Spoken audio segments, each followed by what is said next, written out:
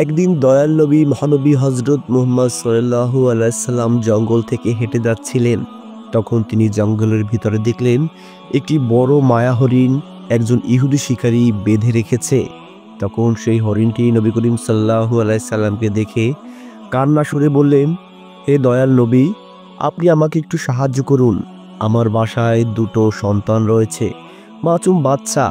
তারা দুধ খেতে না পেরে নিশ্চয়ই মারা যাবে। অথচ এই ইহুদি শিকারটি আমাকে ধরে বসে আছে। আমি যদি সেখানে না যেতে পারি, আমার মাসুম বাচ্চারা দুধ খেতে না পেরে দুধের তৃষ্ণায় পৃথিবী ছেড়ে চলে যাবে। আমি অনেক অনুনয় বিনয় করেছি, কিন্তু এই ইহুদি শিকারী কোনো মতেই আমাকে যেতে দিচ্ছে না। আমি যদি সেখানে না যেতে পারি, তাহলে এই পৃথিবীতে আমি সন্তানহারা হয়ে যাব। নবী করিম সাল্লাল্লাহু আলাইহি সাল্লাম মায়া হরিণের এ কথা শুনে অনেক মায়া লাগলো তার। তখন তিনি ইহুদিকে বললেন, হে ইহুদি, তুমি কেন এই মায়া হরিণটিকে ধরে রেখেছো? তুমি নিশ্চয়ই শুনেছ তার বাড়িতে ছোট সন্তান রয়েছে। এই হরিণের বাচ্চাগুলো নিশ্চয়ই তার মা ব্যতীত দুধের পিপাসায় মারা যাবে। তুমি তাকে ছেড়ে দাও, কারণ তার মাসুম বাচ্চা রয়েছে। ইহুদি তখন নবী করিম সাল্লাল্লাহু আলাইহি সাল্লামকে বললেন, আপনি নিশ্চয়ই জানেন যে জঙ্গলের পশু পাখি শিকার করা বৈধ। আমি কেন এই হরিণটিকে ছেড়ে দিব? আমি তো বৈধ উপায়েই তাকে শিকার করেছি এবং তাই তাকে বেঁধে রেখেছি। এটি তো অন্যায় নয়, আর এটি কখনো অন্যায় হতেও পারে না। আমি এই হরিণটিকে নিয়ে যাব, তাকে হত্যা করব এবং তার মাংস খাবো। তখন ইহুদির কথা শুনে নবী করিম সাল্লাল্লাহু আলাইহি সাল্লাম বললেন, তুমি এইমাত্রই তো শুনলে যে তার বাসায় ছোট সন্তান রয়েছে। এই হরিণটি যদি সেখানে না যেতে পারে, তাহলে তারা মারা পড়বে, আর তারা তো কোনো অপরাধ করেনি। তুমি তাকে ছেড়ে দাও। আমি কথা দিচ্ছি, এই হরিণটি গিয়ে তার বাচ্চাদের দুধ পান করিয়ে আবার এখানে ফিরে আসবে। ইহুদি তখন নবী করিম সাল্লাল্লাহু আলাইহি সাল্লামকে দেখে বললেন, তুমি কি পাগল হয়ে গিয়েছো? এই হরিণ আবার ফিরে আসবে? কখনই কি এমন ঘটেছে যে জঙ্গলের হরিণ হাতছাড়া হয়ে যাওয়ার পর আবারও মরার উদ্দেশ্যে সে ফিরে আসবে? তুমি এখান থেকে চলে যাও, আমি হরিণটিকে নিয়ে চলে যাব। তখন সেই হরিণ নবী করিম সাল্লাল্লাহু আলাইহি সাল্লামের কথা শুনে সেই ইহুদিকে বললেন, উনি ঠিকই বলেছেন, আপনি আমাকে ছেড়ে দিন। আমি কথা দিচ্ছি, দয়াল নবী যার পক্ষে সুপারিশ করেন নিশ্চয়ই মিথ্যা বলেন না, আর তার সম্মানার্থে আমি আবারও আমার সন্তানদের দুধ পান করিয়ে আবারও ফিরে আসবো, কথা দিচ্ছি। তখন নবী করিম সাল্লাল্লাহু আলাইহি সাল্লাম সেই ইহুদিকে বললেন, এবার নিশ্চয়ই শুনেছ মহান রব্বুল আলামিনের সক্ষমতা এই হরিণটি কথা বলার শক্তি পেয়েছে। তা নিশ্চয়ই দেখেছো, নিশ্চয়ই বিশ্বাস করেছো। এগুলো যখন বিশ্বাস করেছো, তাহলে আমার কথাও বিশ্বাস করো। আর আমি তোমাকে কথা দিচ্ছি, এই হরিণ যদি ফিরে না আসে, তাহলে তুমি আমাকে যে শাস্তি দাও সে শাস্তি আমি মাথা পেতে নিব। কিন্তু ইহুদি ছিল নাছোড়বান্দা। সে কোনো মতেই বিশ্বাস করতে চাচ্ছিল না যে এই হরিণ আবার তার কাছে ফিরে আসবে। তখন তিনি দয়াল নবীকে বললেন, ঠিক আছে, এই হরিণকে আমি ছেড়ে দিতে রাজি আছি, কিন্তু একটি শর্ত রয়েছে। তখন নবী করিম সাল্লাল্লাহু আলাইহি সাল্লাম সেই ইহুদি ব্যক্তিকে বললেন, কি সে শর্ত? আমাকে বলো, আমি অবশ্যই তোমার শর্ত মানব এই হরিণটির বাচ্চাদের জন্য। তখন ইহুদি বললেন, আমি হরিণটিকে ছেড়ে দেব, তবে তোমাকে বেঁধে রেখে। যে পর্যন্ত এই হরিণটি ফিরে না আসবে, সে পর্যন্ত তুমি মুক্ত হতে পারবে না। আস্তাগফিরুল্লাহ, যে নবীকে সৃষ্টি না করলে এই আসমান জমিন পাহাড় পর্বত কিছু সৃষ্টি হতো না, সেই নবীকে বেঁধে রাখার কথা বলছে অজ্ঞ ইহুদি। এ কথা শুনে হরিণটির চোখে পানি এসে গেল। সে তখন সেই ইহুদি ব্যক্তিকে বলছে, তুমি এগুলো কি বলছো? তুমি কাকে কি বলছো? আমি অবশ্যই ফিরে আসব। দয়া করে দয়াল নবীকে তুমি অবজ্ঞা করো না। তখন দয়াল নবী হযরত মুহাম্মদ সাল্লাল্লাহু আলাইহি সাল্লাম ইহুদিকে বললেন, ঠিক আছে, আমি তোমার শর্তে রাজি আছি। তুমি আমাকে বেঁধে ফেলো। এই হরিণ যদি না আসে, তাহলে যে শাস্তি দেবে সেই শাস্তি আমি মাথা পেতে নেব। দয়াল নবীর কথা শুনে অশ্রুসিক্ত হরিণটি দয়াল নবীকে বললেন, আমি আপনার কাছে চিরকৃতজ্ঞ। আমি আপনার সাক্ষাৎ পেয়েছি, আপনার সাহায্য পেয়েছি, এটি আমার জীবনকে ধন্য করেছে। আপনি চিন্তা করবেন না, আমি এক মুহূর্ত পাহাড়ের কাছে গিয়ে আমার সন্তানদের দুধ পান করিয়ে আবারও ফিরে আসব। আপনার কষ্টের জন্য আমি আন্তরিকভাবে দুঃখিত। তারপর ইহুদি সেই হরিণটিকে ছেড়ে দিল এবং নবী করিম সাল্লাল্লাহু আলাইহি সাল্লামকে দড়ি দিয়ে বেঁধে ফেলল। হরিণটি দৌড়ে চলে গেল পাহাড়ের দিকে তার সন্তানদের দুধ পান করানোর জন্য। দুধ পান করিয়ে এক মুহূর্তের মধ্যে আবার সেই হরিণটি ফিরে আসলো। সেই ইহুদির কাছে এসে হরিণটি দেখলো দয়াল নবীকে বেঁধে রেখেছে সেই পাষণ্ড ইহুদি। হরিণটি ফিরে এসে বলল, হে ইহুদি, তুমি এক্ষুনি দয়াল নবীকে ছেড়ে দাও।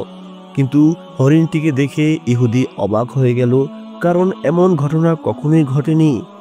সেই হরিণটি নিশ্চয়ই জানতো সে আবার ফিরে আসলে অবশ্যই সেই ইহুদির হাতে তার প্রাণ যাবে, কিন্তু দয়াল নবীকে কথা দিয়ে সেই কথা রাখার জন্য সে আবার ফিরে এসেছে। এই ঘটনা ইহুদিকে হতবাক করেছে। তারপর দয়াল নবীকে সেই ইহুদি ছেড়ে দিল এবং দয়াল নবী এবং হরিণকে বলল, যাও, এবারের মতো তোমাকে ছেড়ে দিলাম। এমন ঘটনা আমি আমার জীবনে কোনোদিনও দেখিনি। এই ঘটনা আমাকে অবাক করেছে। ইহুদি তখন নবী করিম সাল্লাল্লাহু আলাইহি সাল্লামকে বললেন, আপনি আমাকে ক্ষমা করবেন, আমি আপনাকে বিশ্বাস করতে পারিনি। তারপর সেই ইহুদি হরিণটিকে ছেড়ে দিল। একদিন দয়াল নবী মহানবী হযরত মুহাম্মদ সাল্লাল্লাহু আলাইহি সাল্লাম দাঁড়িয়ে তার সাহাবীদের সাথে কথা বলছেন। এমন সময় দূর আকাশ থেকে একটি দোয়েল পাখি উড়ে এসে নবী করিম সাল্লাল্লাহু আলাইহি সাল্লামের সামনে একটি গাছের ডালে বসলো। খানিক পরে সেদিক থেকে আরেকটি বড় বাজ পাখি উড়ে এসে অন্য একটি গাছের উপরে বসলো।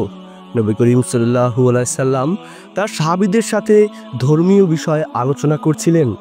এমন সময় নবী করিম সাল্লাল্লাহু আলাইহি সাল্লামের নজরে পড়লেন সেই দোয়েল পাখিটি। সেই দোয়েল পাখিটি নবী করিম সাল্লাল্লাহু আলাইহি সাল্লামকে বললেন, হে আল্লাহর নবী, আপনি আমাকে রক্ষা করুন। নবী করিম সাল্লাল্লাহু আলাইহি সাল্লাম সেই দোয়েল পাখিটিকে বলল, কি হয়েছে তোমার? কি সমস্যায় পড়েছো যে তুমি উড়ে এসে আমার কাছে সাহায্য চাইছো? আমি তোমাকে কিভাবে সাহায্য করতে পারি? তুমি অনায়াসে আমাকে বলো, আমি আপ্রাণ চেষ্টা করব তোমাকে সাহায্য করার। সেই দোয়েল পাখিটি তখন নবী করিম সাল্লাল্লাহু আলাইহি সাল্লামকে বলল, কয়েক ঘন্টা যাবৎ ওই বাজ পাখিটি আমার পিছু তাড়া নিয়েছে। সে আমাকে খুবই তাড়া করে বেড়াচ্ছে, আমাকে শিকার করবে বলে, আমাকে খাবে বলে। অথচ আমার বাসায় দুটো ছানা রয়েছে। আমি যদি এখন এই বাজ পাখির হাতে মারা পড়ি, তাহলে আমার ছানা দুটো না খেয়ে মারা যাবে।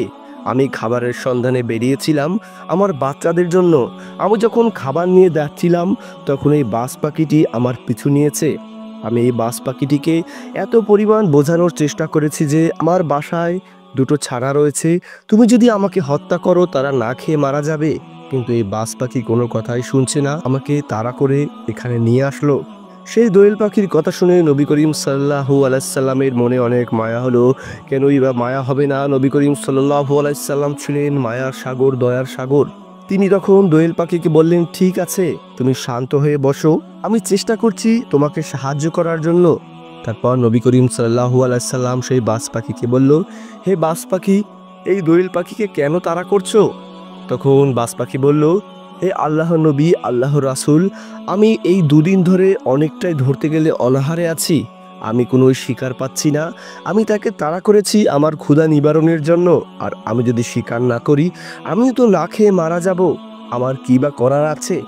তখন নবী করিম সাল্লাল্লাহু আলাইহি সাল্লাম বাজ পাখিকে বললেন, তোমার সমস্যা আমি বুঝতে পেরেছি, কিন্তু এই দোয়েল পাখিটির বাসায় দুটো ছানা রয়েছে। তুমি যদি এখন এই পাখিটিকে শিকার করো, সে যদি তার ছানার কাছে না যেতে পারে, তাহলে সে না খেয়ে মারা যাবে। সে ছানা দুটো মাতৃহারা হয়ে যাবে। এই পৃথিবীতে হয়তো তারা বেঁচে থাকতে পারবে না। তখন বাজ পাখি বলল, আমার বা কি করার আছে? তখন নবী করিম সাল্লাল্লাহু আলাইহি সাল্লাম বললেন, ঠিক আছে, আমি তোমার কষ্ট বুঝতে পেরেছি, দোয়েল পাখির কথাও বুঝতে পেরেছি। তুমি দোয়েল পাখিটিকে ছেড়ে দাও। দোয়েল পাখিটি উড়ে চলে যাক তার ছানার কাছে খাবার নিয়ে। এবং তুমি যেহেতু ক্ষুধার্ত, তোমার ক্ষুধা নিবারণের জন্য আমি কথা দিচ্ছি, তোমার ক্ষুধা নিবারণের জন্য যে পরিমাণ খাবার আহার প্রয়োজন, সে পরিমাণ মাংস তুমি আমার শরীর থেকে ঠুকরে নিয়ে যাও।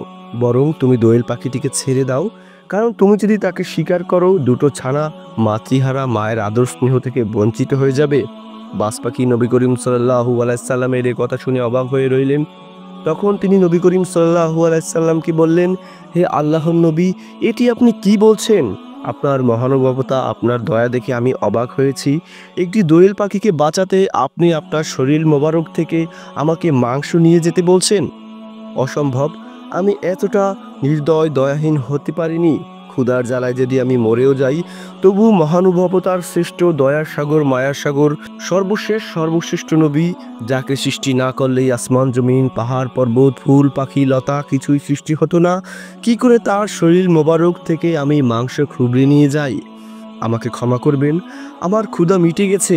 আপনার এই কথাই মহান রব্বুল আলামিন আমার পেটের ক্ষুধা নিবারণ করে দিয়েছেন। আমি দোয়েল পাখিটিকে ছেড়ে দিলাম, কিন্তু আমার কোনোই খাবারের দরকার নেই। আপনি আমাকে ক্ষমা করবেন।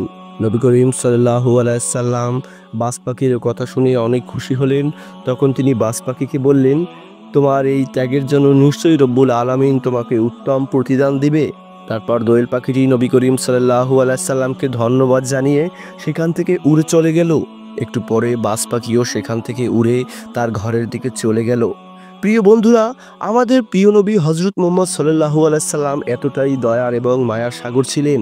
উপরোক্ত দুটো ঘটনা থেকেই প্রমাণিত হয় নবী করিম সাল্লাল্লাহু আলাইহি সাল্লাম এই পৃথিবীতে কতটা মায়ার নজির স্থাপন করে গিয়েছেন। প্রিয় বন্ধুরা, আমাদের ভিডিওটি আপনার ভালো লাগলে অবশ্যই চ্যানেলটিকে সাবস্ক্রাইব করে যাবেন। এভাবে নিত্য নতুন কোরআন এবং হাদিসের আলোকে সত্য ঘটনাগুলো শুনতে এবং দেখতে। ধন্যবাদ।